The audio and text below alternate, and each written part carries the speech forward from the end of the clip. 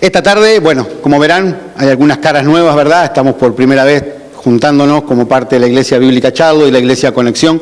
Hemos decidido con los líderes por un tiempo juntarnos y compartir este tiempo de alabanza, ya que yo soy el pastor de las dos iglesias, como que tener dos servicios no hacía mucho sentido. Así que van a haber algunas personas que quizás no conozcan, le animo a que la saluden, que le traten con el amor del Señor, porque siendo indiferente de qué iglesia usted venga, pertenecemos al Señor, ¿verdad?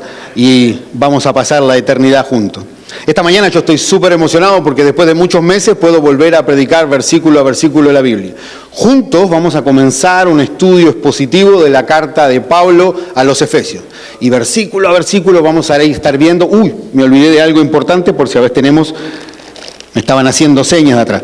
Tenemos un sistema de traducción nosotros, si hay alguno que necesite, que nos está visitando, ¿verdad? Que se sienta más cómodo en inglés, entendemos esto, sobre todo para los muchachos, para los adolescentes, ¿verdad? Que están aquí con nosotros. Muchas veces es más fácil para ellos, ¿verdad? El inglés que el español. Entonces tenemos un hermano Mauricio que está atrás, que hace un excelente trabajo arreglando lo que yo trato de decir en español. Así que tranquilo, él arregla lo que yo me equivoco. Pero si usted tiene alguien o vino con alguien que necesita el sistema de traducción, allá atrás donde está la hermana Wanda, Renzo y Marcelo, le podemos dar uno de estos y va a poder escuchar el mensaje en un idioma que le acomode mucho más. Pero dicho esto, déjeme orar y vamos a comenzar. Padre, te damos muchísimas gracias en esta tarde. Gracias por tu amor incondicional y gracias por tu fidelidad. Padre, estar juntos como una sola iglesia, como un grupo de hermanos, adorando, alabando tu nombre, Señor, obviamente es por tu gracia y por tu misericordia. Oramos, Señor, que ahora cuando vamos a abrir tu palabra, cuando vamos a empezar a escudriñar la Escritura, cuando vamos a empezar a desenterrar, Señor, todos esos tesoros que tú tienes para nosotros en tu palabra, oramos, Señor.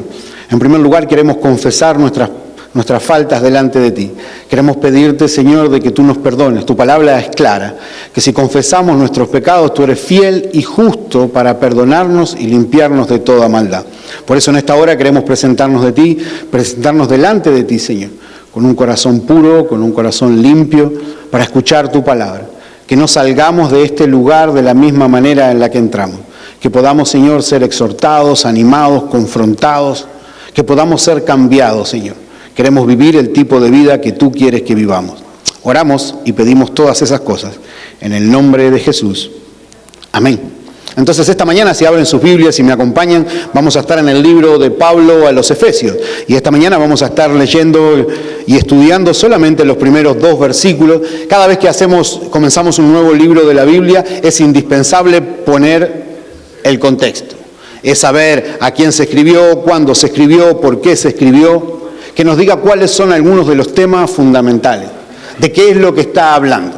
Y esa es una investigación que se hace normalmente antes de leer cualquier libro de la Biblia. Cuando uno lee un libro de la Biblia y se ha tomado el tiempo, ¿verdad?, de buscar el contexto, de ver lo que pasa, quién lo escribía, de dónde lo escribía, por qué lo escribía. Déjenme darle un ejemplo rápido. Cuando vemos la carta de Pablo a los filipenses, ¿verdad?, y vemos que es llamada la epístola del gozo, porque habla de que tenemos que tener gozo en el Señor, de que podemos tener gozo, del gozo, del gozo, del gozo. Pero cuando estudiamos la historia nos damos cuenta que Pablo escribió esa carta sobre el gozo, ¿dónde? En la cárcel. Y la cárcel, mire que no es como la cárcel de acá. La cárcel de ahora es un hotel 5 estrellas para el lugar donde estaba Pablo. Era un agujero en el medio del piso donde no tenía con qué abrigarse, no tenía, la comida era mala. En ese lugar es donde Pablo escribe esta epístola llamando a los hermanos a que tengan gozo. Entonces esta mañana vamos a hacer varias cosas. Vamos a estudiar estos primeros 2 versículos que son la salutación o el saludo de la carta. Va a ser una breve introducción porque a medida que vayamos avanzando versículo a versículo, cada semana vamos a poder ir agregando alguna otra cosita que nos va a ayudar a entender cuál era la intención que Pablo tenía al escribir esta carta. Y oré un montón antes de comenzar. En nuestra iglesia estábamos en Primera de Pedro, aquí estábamos terminando una serie sobre la iglesia y las actitudes esenciales que tiene que tener una iglesia. Pero la verdad que el Señor dirigió mi corazón a esta carta porque esta es una carta especial. Esta es una carta general, así bien está escrita y entregada a la gente que vivía en Éfeso, podría ser leída en cualquier lugar, en cualquier parte, porque no está atacando ningún problema específico de la iglesia. Pero la epístola de los Efesios es especial, yo digo, porque es un banco, es un lugar donde están las riquezas que el Señor dejó para nosotros. Es un lugar donde vamos a poder extraer promesas, donde vamos a poder extraer mandamientos, donde vamos a poder entender en gran manera lo que Dios hizo. Un famoso comentarista dijo que quizás esta carta es la obra máxima que escribió el apóstol Pablo. ¿Por qué? Porque claramente nos explica qué es lo que Dios ha hecho por nosotros y cómo tenemos que actuar en consecuencia a eso. Yo no sé si usted sabía, pero si usted está en Cristo, usted es rico. Si usted está en Cristo, usted tiene acceso a todas las riquezas de la gloria de nuestro Padre. Y algún día va a disfrutar de toda esa riqueza en plenitud cuando nos encontremos delante de Él. Pero ¿sabe qué? Hay gente, y por qué creo que hay que estudiar esta carta, y esta carta es súper aplicable hoy en día. Hay gente en el mundo, ¿verdad?, que no vive de acuerdo a los recursos que tiene. Hay gente que tiene mucho y no vive de acuerdo a lo que tiene, y lamentablemente eso pasa en la iglesia. Hay, por ejemplo, yo anoté solamente 2 razones por las que creo que la gente vive de esta manera y los cristianos también. Una es por avaricia y otra es por ignorancia. Por avaricia voy a ilustrar los 2 tipos con historias. Por avaricia dicen que aquí en Estados Unidos, ahí en el año 1916, murió una mujer llamada Etty Green. Era una mujer famosa. Era famosa por las cosas equivocadas. Era famosa porque al morir dejó una herencia de $100 millones. Y no estamos hablando del valor de hoy, estamos hablando en 1916. Fue famosa porque dejó esa herencia y al final parece que se la quedó el gobierno, pero también era famosa porque era conocida como la mujer más miserable, más cheap, más económica. No gastaba en absolutamente nada. Es más, dicen que tomaba la avena fría para no gastar en electricidad. Dicen que una vez un hijo tuvo un accidente y tuvo una herida en su pie y demoró tanto tiempo en buscar una clínica gratuita en que la atendiera, que al hijo tuvieron que cortarle el pie. Pero tenía dinero en el banco. Y yo pienso, no hay cristianos así. No hay cristianos que por avaricia, por querer usar lo que Dios les ha dado solamente para ellos, no usan ni disfrutan todos los recursos que Dios ha puesto en sus manos. Pero también hay un segundo caso, no es solamente por avaricia. Ya había puesto un poco más de ejemplos para ver la avaricia. Anoche los niños no me torturaron porque a mí me gusta, pero nos acostamos mirando las Pato Aventuras. ¿Quién vio las Pato Aventuras alguna vez? Si yo sé que miran televisión, no hay problema, nadie los va a juzgar. No es que el pastor tenga una cámara ahí y vea los hermanos que están mirando. DuckTales, le dicen en inglés. Pero a los niños míos le encantan, y les voy a decir la verdad, los viejos, miramos los viejos.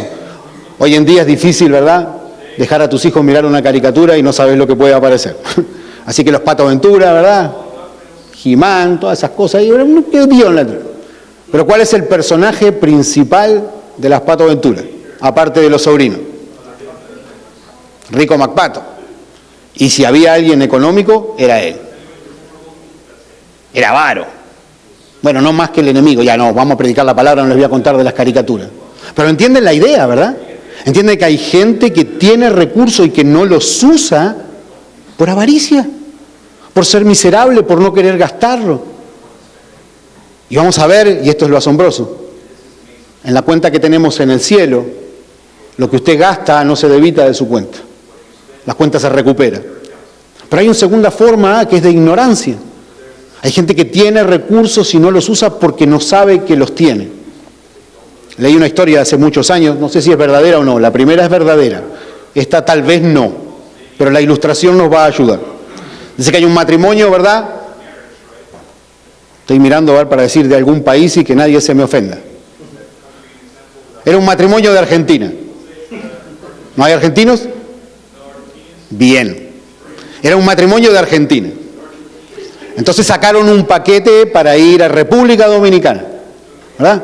Y fueron a un hotel, y el hotel lujoso, hermoso, con un restaurante gigantesco, con muchos platos, con un buffet. El hermano Daniel me está mirando así como decir, pastor, yo conozco esos lugares porque él es de allá. Entonces es un lugar espectacular y este matrimonio llega al hotel, agarra la carta y ve los precios.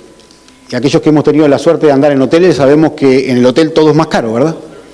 Entonces ellos, para economizar, ¿qué hicieron? Solamente gastaban el desayuno, cereal y agua. Y estuvieron comiendo toda la semana cereal y agua. Y salían a comer afuera, porque si no estaban los amigos en fasting, ¿verdad? Pero cuando van a hacer el check-out, se encuentran con la sorpresa de ¿qué? De que estaban en un all inclusive, de que podían haber comido todo eso porque ya estaba incluido en el paquete. ¿Y por qué no comieron? ¿Por qué no comieron? Pueden hablar, ¿eh? ¿Por qué no comieron? Por ignorancia, porque no sabían. Y hermano, la mayoría de los cristianos, porque voy a ponerme en primer lugar, nos encontramos en esa situación. Tenemos una cantidad de recursos inmensos en Cristo y no lo usamos. Estamos a cereal y agua cuando podríamos comernos todo lo que hay en la mesa en ese hotel y pedir más. ¿Verdad? A mí me encantan los restaurantes esos que a usted le dan, viene y come y come y come. Una vez me invitaron a ese restaurante, no le estoy haciendo publicidad porque es bien caro. Chimas es el brasileño, ¿verdad?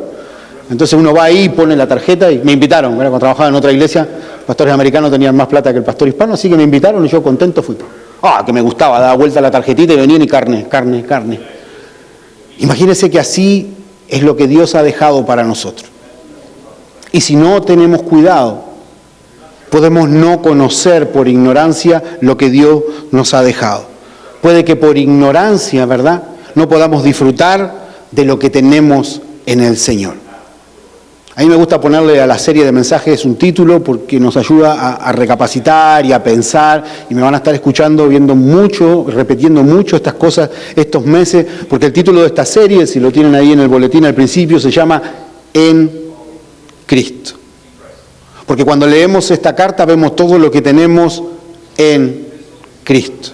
Los capítulos 1 al capítulo 3, como es clásico que Pablo escribe, los primeros capítulos son doctrinales, del capítulo 1 al capítulo 3, él va a recordarnos todo lo que tenemos en Cristo. Y si tienen su Biblia y están conmigo, miremos juntos en el capítulo 1 y quiero leer junto con ustedes algunos versículos.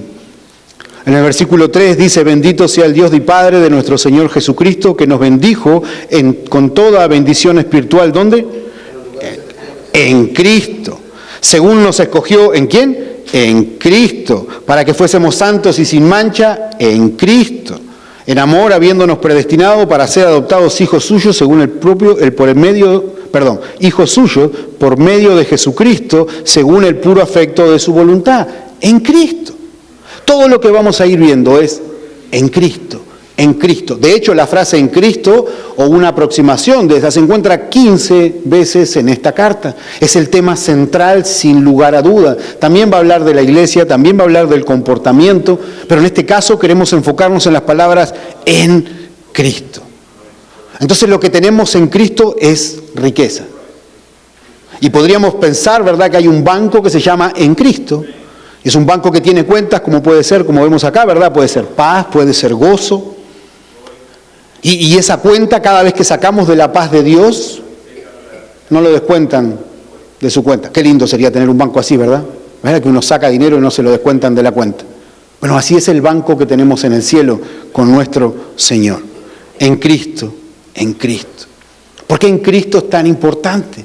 Cuando miramos las Escrituras, en Juan capítulo 15, versículo 15, Cristo dice: ya no nos llamaré siervos, porque el siervo no sabe lo que hace su Señor. Pero os he llamado amigos, porque todas las cosas que oí de mi Padre os las he dado a conocer. Se equivocó el pastor, no era 15:15, era 15:5. El que dice: apartados de mí o separados de mí, que nada podéis hacer. El domingo que viene vamos a ver si arreglamos lo de los versículos, porque a mí me encanta que sea la palabra la que nos ilustre, incluso cuando me equivoco. Juan capítulo 15, versículo 5, dice: apartaos de mí, nada podéis hacer. Sin estar en Cristo, nada podemos hacer. ¿Qué quiere decir eso? ¿Que yo no puedo hacer nada? No, porque aunque no esté en Cristo, puedo trabajar, puedo comprarme un carro, puedo tener una casa, puedo tener una familia. Pero en Cristo, o sea, apartado de Él, no puedo hacer nada que no sea la voluntad del Señor. Si quiero hacer, por decirlo de la otra manera, si quiero hacer la voluntad del Señor, voy a tener que estar en Cristo. Hechos capítulo 17, versículo 28, dice en la final, porque en Él vivimos y nos movemos y existimos. Apartados de Él, nada podemos hacer. ¿Van entendiendo la importancia de esta carta? Si usted no entiende que tiene que estar en Cristo para hacer, si usted no entiende lo que tiene en Cristo para hacer, no va a poder hacer absolutamente nada. Y de verdad que va a ser como esa familia que tenía el buffet enfrente y vivió a cereal y agua toda la semana. Por eso es tan importante. Hoy vamos a comenzar solamente con los primeros 2 versículos y vamos a hablar un poco del contexto de la ciudad donde esta carta fue entregada. Y si están conmigo ahí, quiero que leamos juntos el versículo 1 y el versículo de número 2. Dice, Pablo, apóstol de Jesucristo por la voluntad de Dios, a los santos y fieles en Cristo Jesús que están en Éfeso. Gracia y paz a vosotros de Dios nuestro Padre y del Señor Jesucristo. Entonces, estos primeros 2 versículos, como es una carta, ¿verdad?, hacen de la salutación y es algo formal. Pero formal para el tiempo de ellos. Cuando nosotros escribimos una carta hoy, ¿verdad?, ponemos la fecha, ponemos a quién está dirigida, escribimos la carta y al final de todo, ¿qué va? El remitente. Bueno, en la antigüedad no era así. En la antigüedad, ¿verdad?, comenzaba con un saludo, ¿verdad?, pero quien escribía la carta, ¿verdad?, se identificaba normalmente. En este caso, ¿quién es que la escribió? Pablo, apóstol de Jesucristo. Y ya con esas primeras 4 palabras tendríamos que prestar atención a lo que él dice. Primero porque Pablo fue el que fue llamado a compartir el evangelio de los gentiles. Dicen algunos que fue la mente más grande de su época. Podíamos estudiar y capaz que algún día lo hagamos lo que fue su vida y su ministerio. Pero fue un hombre que escribió solamente para resumir la mayoría del Nuevo Testamento que tenemos nosotros hoy a disposición. Dios lo usó para prácticamente compartir y llevar el evangelio a todo el mundo conocido. Fue un hombre, ¿verdad?, que fue preparado, que fue estudiado. Yo solamente los dejo con esta idea. Yo a veces me desafío a mí mismo, ¿cómo hacía Pablo para poder presentar a Cristo solamente usando el Antiguo Testamento? ¿Verdad? Porque hoy nosotros agarramos Juan 3:16 y de tal manera amó Dios al mundo que dio a su Hijo unigénito para que todo aquel que en él cree no se pierda, mas tenga vida eterna. Pero no estaba eso todavía puesto, todavía no tenía toda la palabra. Lo único que tenían era el Antiguo Testamento. Entonces Pablo iba a las sinagogas con los judíos porque él era un rabí, era un experto, era un maestro, había estudiado bajo los pies de Gamaliel, era un ciudadano romano, eso le abrió muchas puertas, pero él iba a la sinagoga, al lugar donde se juntaban los judíos, y usando el Antiguo Testamento les presentaba a Cristo. Este es Pablo. Y acá nos dice que es quien está escribiendo. Y agrega algo más. Apóstol de Jesucristo. Por la voluntad de Dios. Él, al escribir eso, se está identificando como un apóstol del Señor. Está de alguna manera insinuando la autoridad que él tiene. Porque un apóstol es un enviado, es alguien que va con la autoridad de alguien a comunicar un mensaje. Esta palabra era entendida incluso por los judíos porque cuando el Sanedrín, que era el gobierno de los judíos, ¿verdad?, tomaba una decisión y tenía que comunicarla para afuera o en algún lado o en algún lugar lejos de la ciudad donde el Sanedrín se encostaba, enviaban a alguien. ¿Quién? Un apóstol. Alguien que comunicaba y que tenía autoridad. Entonces el apóstol es un enviado, es un apóstol de Cristo, es un representante por la voluntad de Dios. Nadie lo hizo apóstol. Él no se hizo apóstol. Y vamos a tocar este tema en profundidad cuando lleguemos a Efesios capítulo 4. Pero quiero poner esta idea hoy en ustedes porque estamos en un mundo en el cual que hay muchos apóstoles. Se llama la apostolitis, dijo Armando Alducín, para los que lo escuchen. Hay muchos apóstoles, hay muchos profetas. ¿Hay apóstoles hoy en día? Yo déjenme decirles algunas cosas, ¿verdad? No hubo apóstoles en los últimos 2000 años, hasta hace unos años que comenzó este tema. Ninguno de los grandes hombres de Dios en la iglesia, como Lutero, Wesley, Moody o el misionero Hudson, se llamaron a sí mismos apóstoles. Históricamente no existieron. Pero vamos a ver lo que la Biblia nos dice. Miren lo que la Biblia dice en Efesios capítulo 4, versículo 11, que es un pasaje que la gente que defiende que hay apóstoles usa, pero nosotros cuando lo estudiemos nos vamos a dar cuenta que no es así, ¿verdad? La gente que quiere defender el apostolado en Efesios 4:11 habla de los 5 ministerios o los 5 oficios, cuando en realidad está hablando de personas.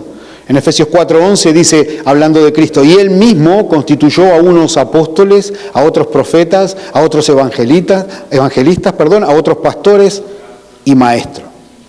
Él mismo fue el que los comisionó. Los apóstoles, ¿verdad?, fueron aquellos que recibieron la revelación de Dios. En Efesios 3:5 dice, misterio que en otras generaciones no se dio a conocer a los hijos de los hombres, como ahora es revelado a sus santos apóstoles y profetas por el Espíritu. Había en un tiempo apóstoles, eran 12, el Señor los había nombrado, y eran quienes eran los encargados de edificar la iglesia. Porque cuando vamos a Efesios 2:20, dice, edificados, hablando sobre la iglesia, sobre el fundamento de los apóstoles y profetas, siendo la principal piedra del ángulo, Jesucristo mismo.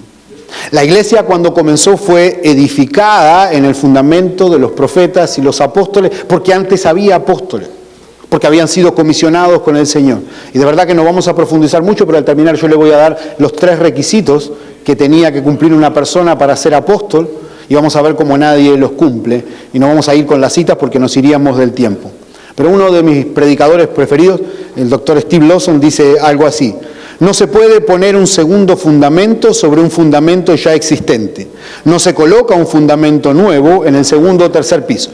Su pastor de construcción no sabe absolutamente nada, pero yo sé una cosa. La fundación, ¿cuántas veces se pone en la casa? Animo a cualquiera que ponga una fundación en el segundo piso o en el tercer piso. Entonces la Biblia nos dice que ellos fueron el fundamento, que ellos fueron los que construyeron. Y todavía dice que no se puede poner otro fundamento sobre el fundamento que ya pusieron. Y lamentablemente lo que vemos muchas veces con estos apóstoles y profetas modernos es que están agregando revelación a lo que la Biblia ya dijo. Hermano, Dios habló. Dios habló a través de su palabra, y lo que usted tiene que saber, lo que usted tiene que conocer y lo que le va a permitir a usted vivir la vida que Dios quiere que viva está de Génesis a Apocalipsis. No hay que agregarle, no hay que sacarle. De hecho, hay una advertencia muy, muy grande para aquellos que agreguen o quiten a lo que el Señor le dio. Y yo quería agregar una más.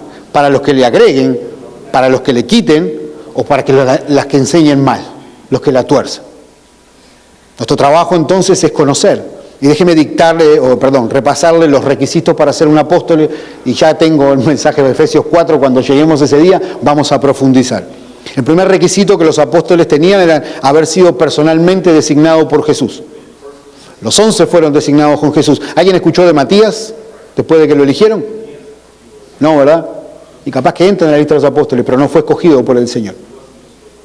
Pablo fue escogido por el Señor, por supuesto. Cuando se encontró cara a cara con él, me dijo, este es Pablo. Dice, soy yo, el Jesús, el que persigues, dura cosa es darte coces contra el aguijón. Él lo comisionó para ser apóstol a los gentiles. El segundo, ¿verdad?, es ser un testigo presencial de Jesús y de su obra y de su ministerio. Y vemos que Pablo pasó un tiempo con nuestro Señor. Y el tercer requisito era haber presenciado la aparición de Jesús después de la resurrección. Entonces estos 3, y les prometo que cuando lleguemos vamos a ver los pasajes que sostienen lo que el pastor está diciendo, pero hoy por razones de tiempo no podemos cubrir eso. ¿Puede haber apóstoles hoy? No. ¿Puede haber profetas hoy? En el estricto sentido de la palabra que la usan, que traen nueva revelación, no. Porque apóstol, de una manera general, somos todos los que somos enviados a algún lado. De hecho, si somos enviados al mundo a predicar la palabra, de alguna manera somos apóstolos enviados de Dios. Profeta soy yo en este momento. Ay, el pastor ya se puso raro, no. Profeta es el que habla la palabra de Dios, el que proclama lo que Dios ha dicho, no el que le agrega, no que tiene una revelación especial. Adivine qué, usted está haciendo el devocional con sus hijos, usted está enseñando la palabra, usted está profetizando. Ahora, cuando tratamos de cambiar el uso normal de la palabra a algo particular, nos encontramos con lo que pasa hoy. Apóstoles y profetas. Hombres que están usurpando la autoridad que solamente el Señor tiene. Veo muchas caras nuevas y algunos que no conozco todavía, espero que no salgan corriendo, que pueda conversar con ustedes. Pero si usted está yendo a alguna iglesia donde tienen apóstoles y profetas, salga corriendo. Apóstoles no hay más. Profetas no hay más. Esos fueron para un tiempo específico. Y déjenme contarles algo que a veces a los papás cuando nuestros hijos hacen algo nos llena de orgullo, ¿verdad? Bueno, salimos hoy, fue cómico porque es la primera vez, creo que en mucho tiempo, que tengo iglesia tan tarde en la tarde. Entonces los niños se levantaron a las 9 de la mañana y dicen, papá, ¿nos dormimos o no dormimos? Y yo sentado, no, tranquilo, que hoy la iglesia vamos a la tarde, no se abrazan. Entonces cambiamos un poco los planes, desayunamos juntos y el Señor proveyó un McDonald's que queda bien cerca y yo les había prometido que íbamos a ir a McDonald's. Fuimos a McDonald's y llegamos acá y eran como la 1:15, todavía no había llegado ni Rafael. Entonces, Lucas estaba leyendo, el Sammy estaba mirando unos dibujitos y el Matías estaba sentado al lado mío. Le digo, Matías, juguemos un juego de la Biblia. Bueno. Y empezamos así a jugar. Me dice, papá, ¿qué vas a predicar hoy? No, voy a hablar de Efesios. ¿Querés leerlo? Y ahí ya me cambió la cara, como me engañaron, dijo. Pero leyó el versículo 1 y el versículo 2. Y le pregunté, Mati, ¿puede haber apóstoles hoy en día? Y el Mati así, no. ¿Por qué? Le digo. Porque Dios ya nos dejó la Biblia. ¿Para qué necesitamos a alguien que venga a agregarle a lo que Dios dijo? ¿Sabe qué? Le voy a decir, me sentí como Superman espiritual así. Ese es hijo mío. ¿Verdad? Pobre, me tiene que haber escuchado hablar de esto mucho tiempo desde que nació. Pero saben que este para mí es un tema importante. Porque yo no robo gente de otras iglesias. Pero si conozco a alguien que está en una iglesia donde tiene un apóstol, donde tiene profeta, donde están siendo mal enseñados de la palabra del Señor, voy a orar y voy a hacer hasta lo imposible para poder rescatarlo de ese lugar. Porque nosotros como iglesia, y lo hablamos cuando vimos los 5 esenciales, tenemos que procurar conocer la sana doctrina. Apóstoles y profetas, no hay más. Todos los que se estén proclamando están en problemas. Entonces, en el comienzo de la carta, Pablo se identifica como un apóstol de Jesucristo por la voluntad de Dios. Y están los remitentes también. ¿A quién está dirigida? A los santos y fieles en Cristo Jesús que están en Éfeso. Y mire a quién está dirigido. A los santos y fieles. Santos y fieles es como homologado a ser creyente. A los hermanos de la iglesia en Éfeso. Y mire qué interesante porque está diciendo a los santos y fieles. Cuando usted está en Cristo, usted ya es santo. Sí tiene que luchar por la santidad, ¿verdad? Porque la santidad también tiene un aspecto progresivo. Yo tengo que dejar el pecado, parecerme más a Cristo y abandonar lo que antes hacía que a Dios no le agrada. Esa es la santificación progresiva. Pero en un aspecto, ya soy santo. Hermano, los creyentes están sentados, dice Pablo en Colosenses, a la diestra, están escondidos en Cristo y Cristo está a la diestra del Padre. Adivine dónde estamos nosotros en este momento, a la diestra del Padre. Estamos en Cristo. Las bendiciones las recibimos en Cristo. Y hasta que no entendamos ese concepto de que ya tenemos todo lo necesario, va a ser difícil que vivamos la vida. Nos van a poder engañar con profetas, con apóstoles, nos van a poder engañar con que la salvación se puede perder, nos van a querer engañar con algunas otras cosas que enseñan que no es correcto. Cuando usted está en Cristo, usted está protegido de absolutamente todo. Déjeme hacer un ejemplo, leí esta del pastor Tony Evans. Él dice el ejemplo, ¿verdad?, de que estar en Cristo es como que usted es una carta y Cristo es el sobre. Imagínense, usted va caminando por la calle y no tiene que preocuparse si choca, si lo mata, porque usted está dentro del sobre, en Cristo. Entiende que nadie puede sacarle su salvación, usted no la puede perder porque está dentro del sobre y el sobre es Cristo. Entiende que todo lo puedo en Cristo que me fortalece para su voluntad. ¿Por qué? Porque estoy en Cristo. El sobre no se va a perder, no se va a dañar. Hermano, en el momento que usted está en Cristo, usted tiene asegurada su destino, o sea, asegurado su destino eterno. Eso significa estar en Cristo. Y yo solamente con ese concepto en Cristo y del sol, piense que tan fácil sería si viviéramos a la luz de esta verdad. Hermano, usted está revestido de Cristo. Usted está protegido por Él, está sostenido por Él. Todo lo que le pasa a usted en la vida pasa primero por ese sobre que es Cristo. Cuando vemos la vida de esa manera, es mucho más fácil enfrentar el día a día. ¿Por qué? Porque todo lo que le pueda pasar a usted ahora, mañana o en el futuro, ya pasó por Cristo primero. Y aquellos que tienen muchos más años que yo caminando en el Señor, estoy seguro que pueden mirar para atrás y ver momentos en sus vidas donde no entendieron por qué pasó lo que pasó, que sufrieron cuando pasó lo que pasó. Pero como estaban en Cristo, pueden decir y gritarlo a todo el mundo que a los que aman a Dios todas las cosas le cooperan o le ayudan a bien. Por eso es importante estudiar. Pablo le escribe entonces la carta a esta gente, ¿verdad? A esta gente en Éfeso que son santos y fieles. Era una iglesia, ¿verdad?, que era una metrópolis. Dice que tenía alrededor de 250.000 habitantes, casi 250.000 de habitantes.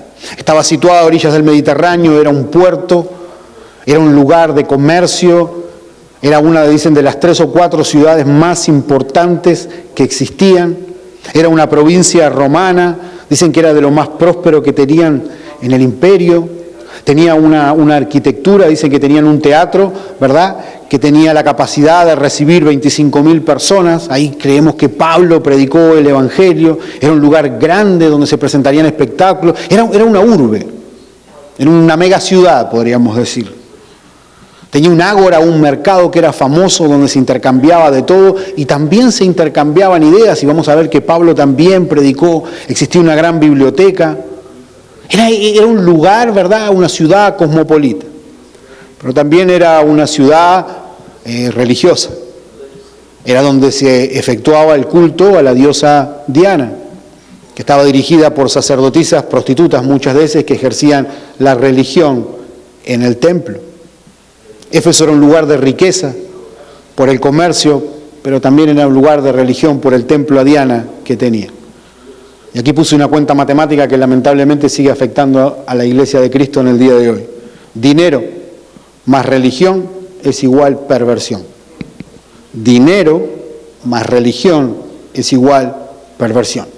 Y si se nos está visitando, dice, pero como esto no es una iglesia, en la iglesia no hablan de religión. No, mis hermanos. Acá nosotros no buscamos tener una religión. Porque la religión es el hombre tratando de alcanzar a Dios. Y eso es imposible. Lo que nosotros buscamos es una relación. Nosotros no queremos tener una religión con Dios, queremos tener una relación con Él. Y es más, Él es el que quiere tener la relación con nosotros y el que permite todo lo necesario. Eso es exactamente lo que había en Éfeso.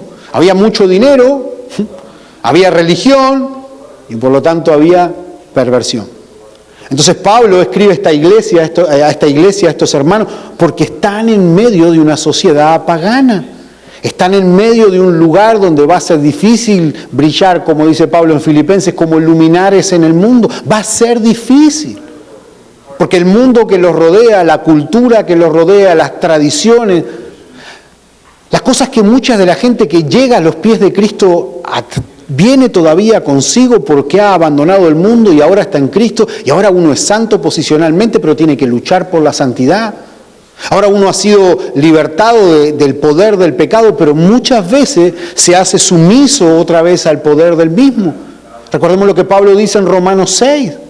Yo soy el que escojo poner mis cuerpos, mis miembros, en sumisión al pecado. En el momento que uno es salvo, es liberado de la paga del pecado porque yo no voy a pagar por lo que hice. Es liberado del poder del pecado porque ahora yo soy el que escojo. Todavía seguimos luchando con la presencia del pecado, porque la presencia del pecado solamente va a ser eliminada cuando estemos en la gloria.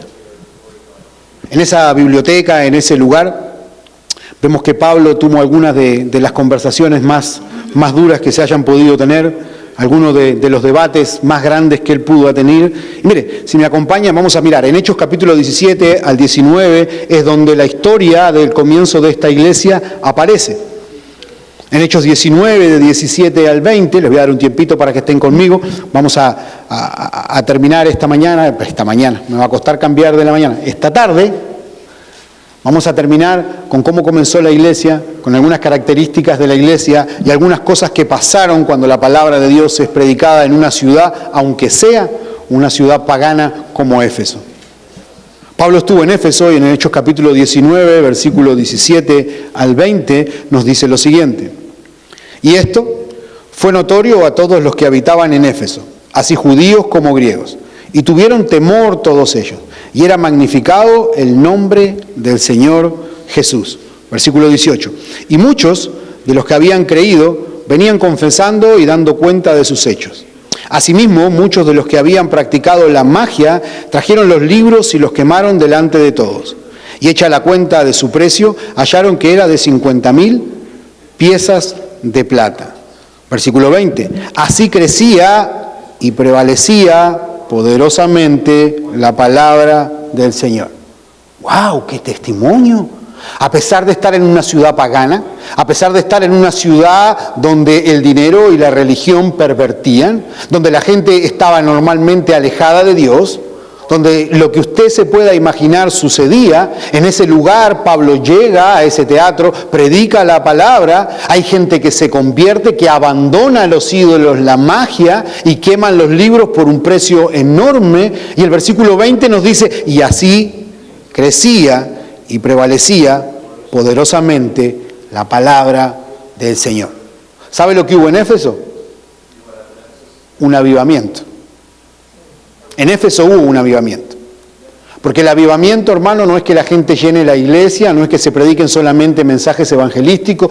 Cada vez que usted ve el concepto de avivamiento en la Biblia, adivine qué es. Es una vuelta del pueblo de Dios o de los inconversos a la palabra de Dios. Eso es. Cuando quiere un avivamiento en la iglesia, traiga la palabra de Dios central. Cuando la gente vuelve a la palabra de Dios, eso es un avivamiento. La palabra los transforma, los cambia. A mí me imagino que todos alguna vez hemos ido a alguna iglesia católica, ¿verdad? Bueno, la iglesia católica no tiene púlpito. En las iglesias antiguas el púlpito, ¿dónde estaba? Estaba en una esquina, ¿verdad? Y en un lugar alto. ¿Qué fue lo que los reformadores hicieron en primer lugar? Trajeron el púlpito a la mitad de la iglesia. Porque lo central en la iglesia es la palabra. A esto es lo que venimos. Venimos a ver lo que Dios nos dice acá para poder aplicarlo a nuestras vidas. En Éfeso hubo un gran avivamiento, crecía y se extendía poderosamente la palabra del Señor. ¿Sabe qué me da ánimo a mí esto pasaje? Que la gente que estaba en Éfeso era gente como nosotros. De que cuando la palabra de Dios es traída a la iglesia y la gente comienza a conocerla y a vivirla, va a vivir un avivamiento. No importa en la sociedad que estemos, no importa el contexto. De hecho, en Romanos 5:20, yo creo, y déjenme esta es mi apreciación personal, lo mejor que le puede pasar a la iglesia de Cristo es tener persecución. Es que seamos perseguidos, es que nos ataquen, es que tengamos que sufrir. Ay, el pastor ya se está poniendo apocalíptico. No, porque así vamos a ver los que son de verdad, porque el entorno no va a denominar lo que la verdadera iglesia es. Pablo dice en Romanos 5:20, pero la ley se introdujo para que el pecado abundase. Mire qué lindo. Mas cuando el pecado abundó, sobreabundó la gracia. En un mundo que rodea al creyente con pecado, sobreabunda la gracia de Dios. Y como vimos en Efesios al comienzo del libro, y lo vamos a leer, somos ricos en la gracia del Señor. Esa es una de las cuentas que hay en el banco. Usted siempre puede recurrir a la gracia del Señor. En Hechos capítulo 19 vemos un avivamiento. En Hechos 18-19 dice, cuando Pablo llega y encuentra a Priscila y Aquila, ¿verdad? Que estaban cuando él estaba ahí, estaban en su segundo viaje, y ellos estaban ahí y tenían un conocimiento que no era del todo correcto, ¿verdad? Ellos solo conocían el bautismo, no, estoy divagando, ese no era, ese era Apolos. Cuando yo me equivoco me tienen que hacer así, no me tienen que seguir todo. Era para ver si estaban despiertos. Encuentra a Aquila y a Priscila, que son los que hacen tiendas con él, ¿verdad? Comienza la obra crece. Y vemos que la iglesia se va formando a pesar de lo que sucede. Vemos en Hechos, un poquito más adelante nomás, ¿verdad? Que cuando comenzó todo este avivamiento, comenzó con un grupo pequeño. En Hechos 19:7 dice que eran por todos unos 12 hombres. ¡Wow! Este avivamiento comenzó con 12. Y yo no era muy bueno en matemática, pero veo mucho más que 12 en esta tarde. Pablo después se fue al salón de Tirano, otro lugar de enseñanza, y siguió predicando. Y dice en Hechos 19, 11 y 12, hacía Dios milagros extraordinarios por manos de Pablo, de tal manera que aún se llevaban a los enfermos los paños o los delantales de su cuerpo, y las enfermedades se iban de ellos y los espíritus malos salían. Ahora, no quiere decir que tenga que pasar algo sobrenatural para que haya un avivamiento. De hecho, ¿sabe lo más sobrenatural que es? Es que Dios tome una persona muerta en delitos y pecados y la traiga a vida. Ese es el milagro más grande. No que se arreglen los pies, que los ciegos vean.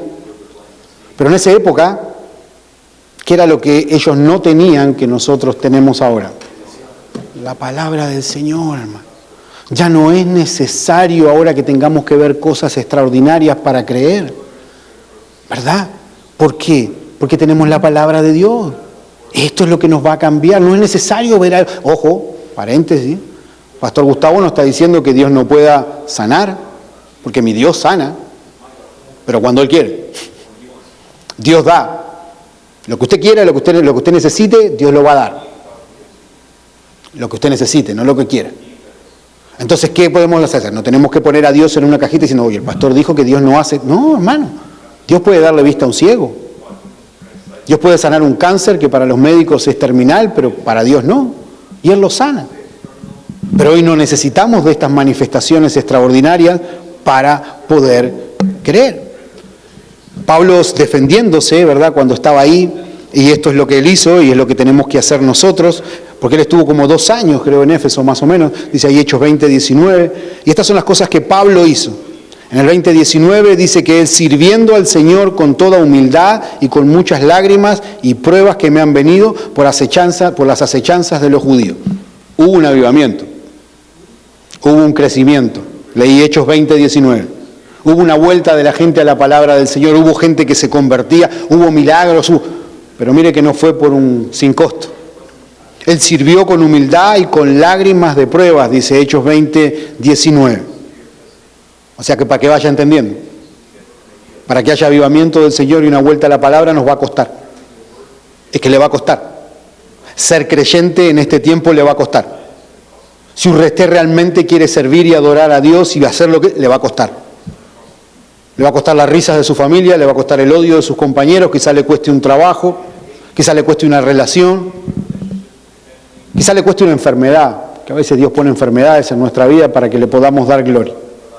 Pero la verdad hay una cosa que he tratado de enseñar a mis niños desde el día 1, que puedo hablarles, es que hay solamente una persona en el mundo, solamente una, a la cual yo tengo que agradar, y ese es a Dios.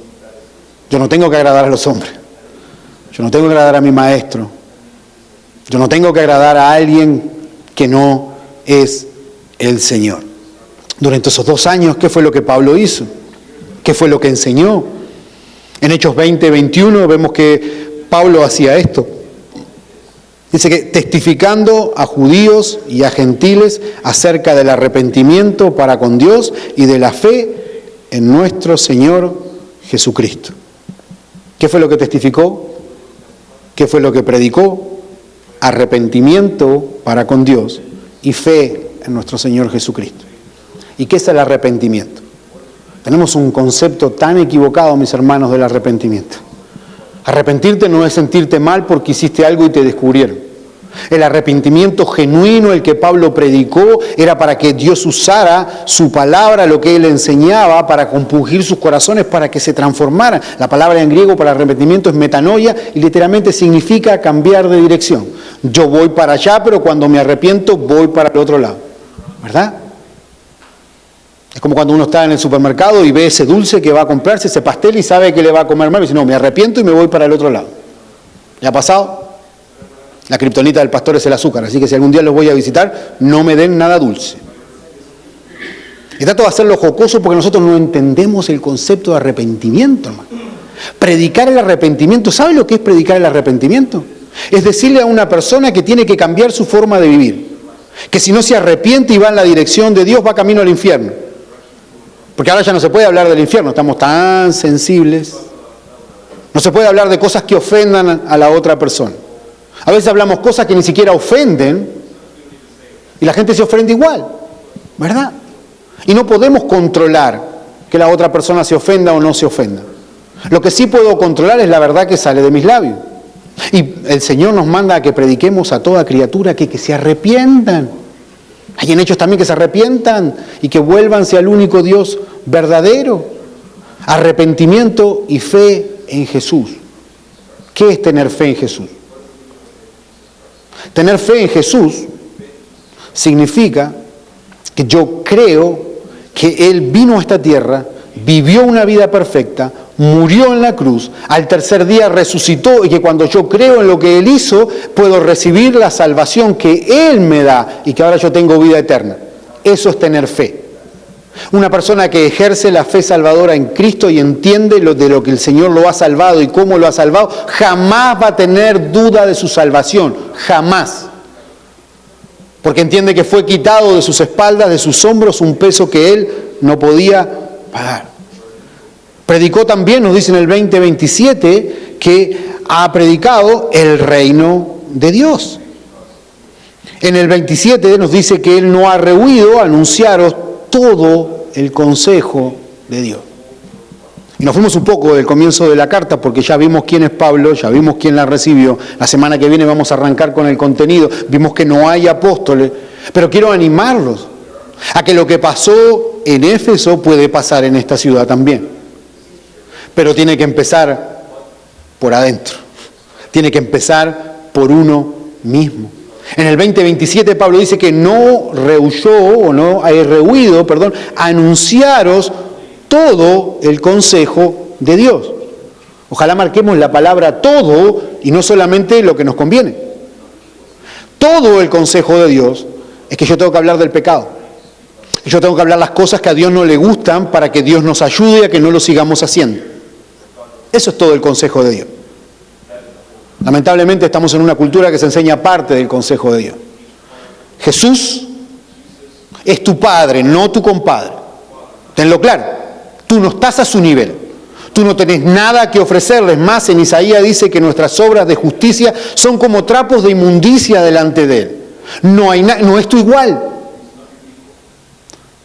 Esto es como que, no sé, a veces me ha tocado lidiar con papás y con niños, ¿verdad? Que creen que los hijos son los amigos. Tu papá no es tu buddy, es tu papá. Y también eso se ha pasado un poco en la iglesia. Yo respeto, ¿verdad? Porque hay hermanos cariñosos que dicen papito Dios, Abba, papito. Yo sé que pueden expresarlo. A mí no me gusta el Dios creador del universo decirle papito. Para mí es mi padre. Para mí es un Dios que es amor, pero la Biblia también dice que es fuego consumidor.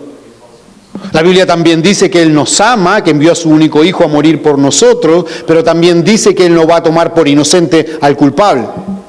Y que cada uno va a tener que dar cuentas de lo que haya hecho delante de Él algún día.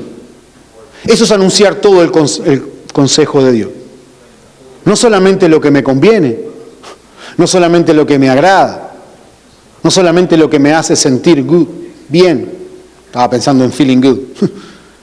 Porque la verdad que lamentablemente hay muchos lugares donde se llaman iglesia, que uno entra y sale mucho mejor de lo que entró. Si usted viene a la iglesia del Señor y la palabra de Dios es expuesta, obviamente que usted va a sentirse animado por las verdades que están ahí. Pero también usted va a sentir confrontado en cosas que no está haciendo. O en cosas que está haciendo que no debería hacer. Eso es todo el consejo de Dios. Y lleva tiempo. Esto no es un mensaje, esto no es 2 sermones, esto no es una serie. Pablo anunció y lo hizo esto por 2 años. 2 años. Y para los que somos ya parte de la familia, vayan pensando que probablemente pasemos como 1 año en la misma carta de Éfeso. De hecho, entre paréntesis, les quiero dejar, iba a mandar un mensaje al WhatsApp en la semana, les quiero dejar el desafío de que la lean. ¿Saben cuánto tiempo se demora en leer Efesios? 20 minutos. Tiene 6 capítulos. Si es muy flojo, puede leer un capítulo por día. Yo creo que 20 minutos puede separar, ¿verdad? Y leerlo durante la semana. Léalo, medítelo, piense, estúdielo. Porque esta carta le va a ayudar a identificar cuáles son sus riquezas en Cristo. Una vez más, es súper fácil la división de esta carta. En el capítulo 1 y el capítulo 3 usted va a ver doctrina. Son se puede dividir en dos: indicativos y mandatos. Indicativos, en el capítulo 1 y el capítulo 3, ¿qué nos dice? Nos indica, indicativos imperativos, para poner los dos con I. Capítulo 1 y el capítulo 3 son indicativos. Nos indica lo que Dios ya hizo. Él nos salvó, Él nos escogió, Él nos selló, fuimos adoptados, tenemos la herencia del Espíritu Santo, y estoy diciéndolo de memoria, todas esas cosas es lo que ya tenemos en Él. Tenemos acceso a todas las bendiciones espirituales, en los lugares celestes, todo eso tenemos. Pero del capítulo 4 en adelante empiezan los imperativos. ¿Y los imperativos qué son? Son lo que yo tengo que hacer. Porque después, y déjenme para que vean nomás, si vemos en Efesios capítulo 4 cómo empieza y hay un quiebre en la carta, Pablo dice: yo pues preso en el Señor, os ruego que andéis como es digno de la vocación con que fuisteis llamados. Entonces en la mitad dice, ok, capítulo 1 a capítulo 3, esto es lo que Dios ha hecho. Capítulo 4 al final, yo pues preso en el Señor, los ruego que anden de esta manera. Cada vez que vea la palabra andar en la Biblia, normalmente es un símil, ¿verdad? Un representativo de vivir. Andar, forma de vivir.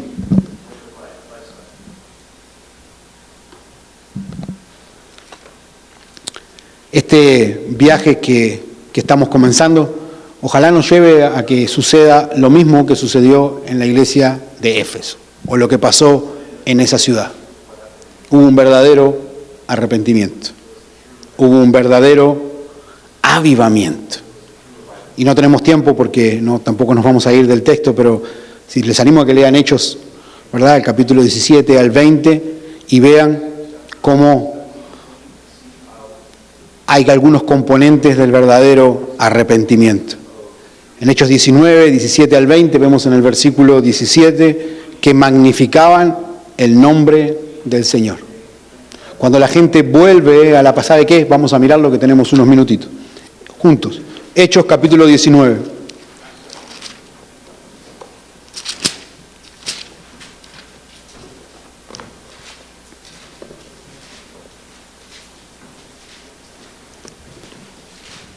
Son los milagros, es lo que hace Pablo, predica. Versículo 17. Y esto fue notorio a todos los que habitaban en Éfeso, así judíos como griegos, y tuvieron temor todos ellos. ¿Y era qué?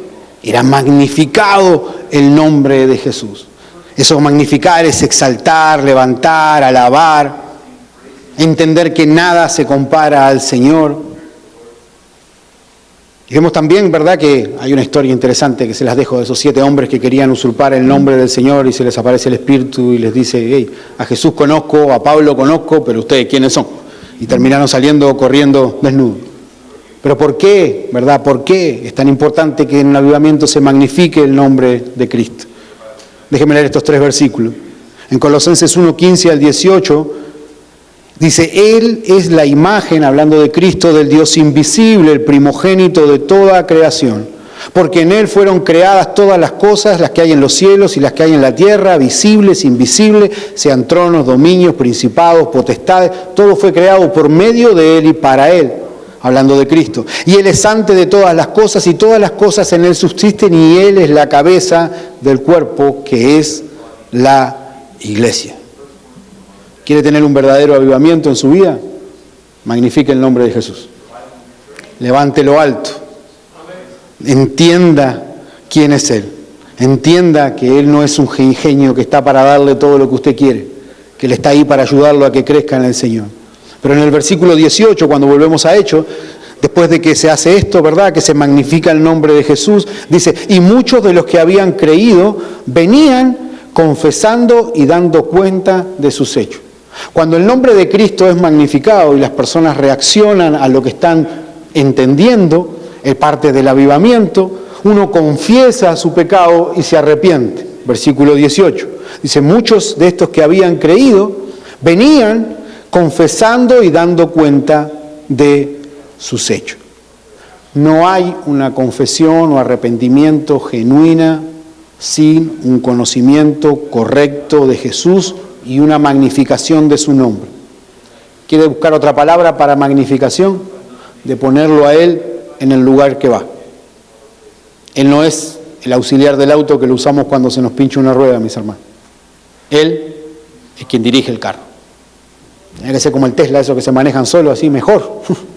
Que el Señor conduzca su vida, porque Él la va a llevar a un mejor lugar. Y cuando hay arrepentimiento, cuando se levanta el nombre del Señor, cuando la gente confiesa genuinamente sus pecados, eso trae acción. Mire el versículo 19. Dice: asimismo, muchos de los que habían practicado la magia trajeron los libros y los quemaron delante de todos, y hecha la cuenta de su precio, hallaron que era 50.000 piezas de plata. No tengo la cifra exacta, pero se asumo que debe ser bastante. Y asumo que los libros no son como los libros que tenemos ahora, que uno consigue libros en todos lados, ¿verdad? Los libros eran difíciles de conseguir. Para un verdadero arrepentimiento tiene que pasar lo que le pasó a esta gente en Éfeso. Hay que magnificar el nombre del Señor. Hay que confesar, hay que arrepentirse y hay que actuar. Porque si usted se arrepiente y sigue haciendo lo mismo que ha hecho siempre, entonces no se arrepintió. Solamente está pidiendo disculpas. Y normalmente pedimos disculpas porque nos descubrieron, porque si podemos salirnos con la nuestra, nunca vamos a decir absolutamente nada. Para que haya un verdadero avivamiento, tiene que haber estos conceptos. ¿Por qué traje el tema del avivamiento y agregamos un poquito al final de la carta?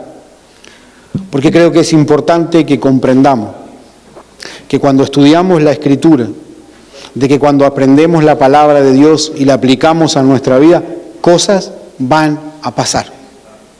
La iglesia no tiene ciencia. Es una lástima esa gente que habla del crecimiento y que hay que hacer programas y que hay que hacer cosas y que esos son buenos aditivos. ¿Vio? Cuando usted tiene aceite y le echa un aditivo al carro, son lindos. Pero lo único que nosotros necesitamos para nuestras vidas y para la iglesia es tener la palabra de Dios abierta, estudiarla, aprenderla y obedecerla. ¿Y sabe qué? Cosas van a pasar. Cosas van a pasar en su vida. Cosas van a pasar con sus hijos. Cosas van a pasar con su familia. ¿Verdad? En Hechos 16:33, cuando el carcelero dice: ¿qué tengo que hacer para ser salvo? Solamente cree y serás salvo tú y tu familia. ¿Que eso fue una salvación para todos? No, mis hermanos. Pero cuando la salvación entra a un hogar, cuando hay uno en la casa que entiende el poder del Evangelio, lo comparte y lo vive, la salvación se extiende al resto de los lugares. Yo les prometo algo. Por los siguientes, no voy a decir 6 meses porque les mentiría.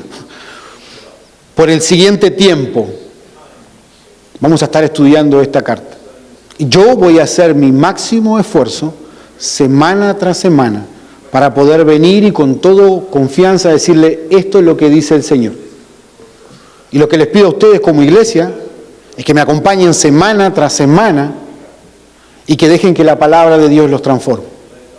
Que cuando vea algo que no entienden, que vengan y que pregunten. Veo acá y conozco a algunos y otros no, pero esta iglesia, porque somos 2 juntas en este momento, tiene la bendición de tener personas que son maduras espiritualmente. Personas a las que usted puede recurrir por consejo. Y sabe que es lo más lindo de la Biblia. Y que cuando uno la empieza a estudiar, uno se da cuenta que en realidad no sabe absolutamente nada. Mi compromiso es estudiar la palabra y tratar de compartir lo que el Señor dice en su palabra. Su parte va a ser estudiarla. Su parte va a ser orar por su pastor. Porque no sé si les pasa a ustedes, pero cada vez que queremos estudiar la Biblia no nos pasan de todo.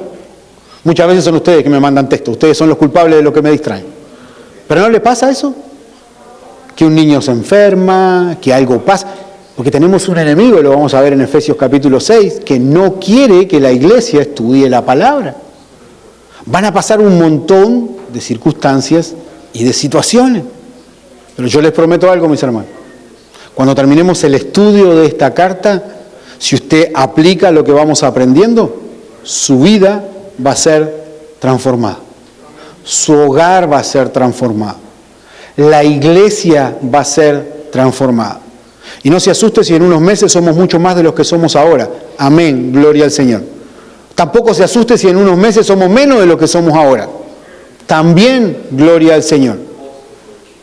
Porque el Señor va a poner y va a quitar lo que Él tenga que hacer.